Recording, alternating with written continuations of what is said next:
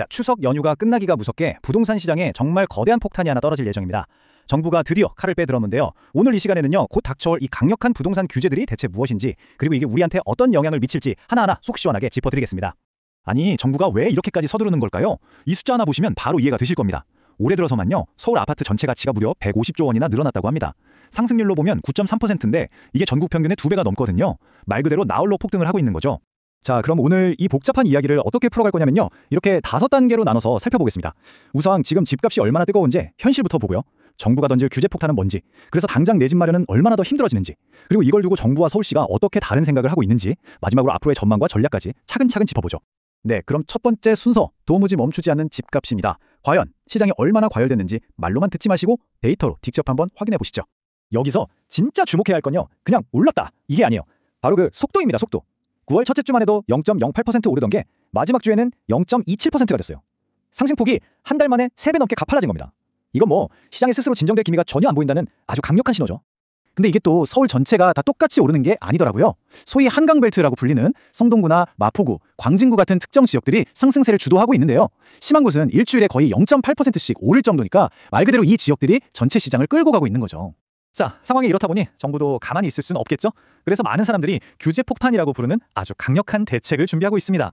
그래서 정부가 꺼내든 카드가 뭐냐면 딱 2가지로 요약할 수 있습니다. 첫 번째는 주택담보대출 한도를 기존 6억에서 4억으로 확 줄여서 아예 돈줄을 쥐어버리겠다는 거고요. 두 번째는 아직 규제가 덜했던 곳들까지 싹 다 묶어서 서울 전체를 조정대상 지역으로 지정하겠다는 겁니다. 정부 의지가 얼마나 단호한지는요, 이 한마디면 충분할 것 같습니다. 주무부처 장관이 직접 가용할 수 있는 모든 수단을 활용하겠다고 했거든요. 이건 단순한 으름장이 아니라 시장하고 한번 해보겠다, 이런 강력한 선전포고나 다름없죠. 여기서 조정대상 지역이라는 게 뭔지 잠깐 짚고 넘어가야 하는데요, 이게 그냥 가벼운 게 아니고요. 일단 지정되면 대출, LTV, DTI, 세금, 그리고 아파트 청약 자격까지 돈과 관련된 거의 모든 것에 깐깐한 룰이 적용되는 일종의 규제 종합 선물 세트라고 보시면 됩니다. 자, 그럼 이제 가장 중요한 얘기로 넘어가 볼게요. 그래서 이런 규제들이 당장 나한테, 우리 같은 평범한 사람들한테 구체적으로 어떤 영향을 미치는 걸까요? 이거 보세요. 이게 진짜 현실적으로 와닿는 부분인데 좀 충격적입니다. 똑같은 14억짜리 아파트를 산다고 했을 때요, 규제 전에는 현금이 8억 원 필요했거든요. 근데 규제가 시행되면 필요한 현금이 무려 10억 원으로 늘어납니다. 아니, 똑같은 아파트인데 규제 하나로 하룻밤 사이에 현금이 2억이나 더 필요하게 된 거예요. 이렇게 되면요, 가장 큰 타격을 받는 사람들이 누굴까요? 바로 현금 동원력이 상대적으로 부족한 생애 최초 주택 구매자나 신혼부부들이죠. 열심히 돈 모아서 거의 다 왔다고 생각했는데 갑자기 골대가 저 멀리 도망가 버리는 그런 느낌일 거예요. 내 집 마련의 꿈이 그만큼 더 멀어지는 거죠. 그리고 문제가 여기서 끝나면 좋겠는데 그렇지가 않아요. 전문가들은 집 사기가 어려워진 사람들이 결국 전세 시장으로 몰릴 거라고 보고 있거든요. 그럼 당연히 전세값이 오르고 그 부담은 또 월세 확산으로 이어질 수 있다는 거죠. 이른바 풍선 효과를 경고하는 겁니다.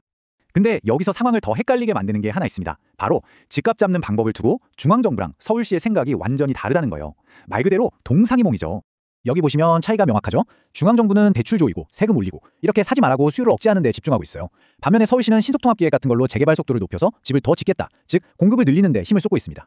이렇게 정책이 엇박자를 내니까 시장 참여자들 입장에선 더 혼란스러울 수밖에 없겠죠. 자, 지금까지 상황을 쭉 보셨는데 정말 복잡하게 얽혀있죠? 그럼 이제 마지막 질문입니다. 앞으로 시장은 어떻게 될까? 그리고 우리는 도대체 뭘 어떻게 준비해야 할까? 전문가들은 어떻게 보고 있을까요? 제가 결과를 보고 좀 놀랐는데 의견이 거의 한쪽으로 쏠리더라고요. 전문가 50명에게 물었더니 보세요. 10명 중 9명, 그러니까 90%가 이번 규제에도 불구하고 집값은 계속 오를 거라고 봤습니다. 이건 뭐 사실상 규제 무용론에 가까운 아주 압도적인 결과죠. 아니, 이렇게 강력한 규제를 하는데 왜 오른다고 보는 걸까요? 그 이유가 또 있습니다. 대출을 아무리 조여봐야 강남이나 한강벨트 같은 고가 아파트 시장을 움직이는 현금 부자들한테는 큰 타격이 없다는 거예요. 진짜 시장을 움직이는 이 큰 손들의 구매력은 그대로니까 규제가 시장 전체의 열기를 식히기엔 역부족이라는 분석인 거죠. 그럼 우리 같은 실수요자들은 도대체 어떻게 해야 할까요? 막막하시죠? 전문가들이 제시하는 현실적인 전략 딱 3가지가 있습니다. 첫째, 일단 규제를 피해서 경기나 인천 같은 비규제 지역으로 눈을 한번 돌려보는 것.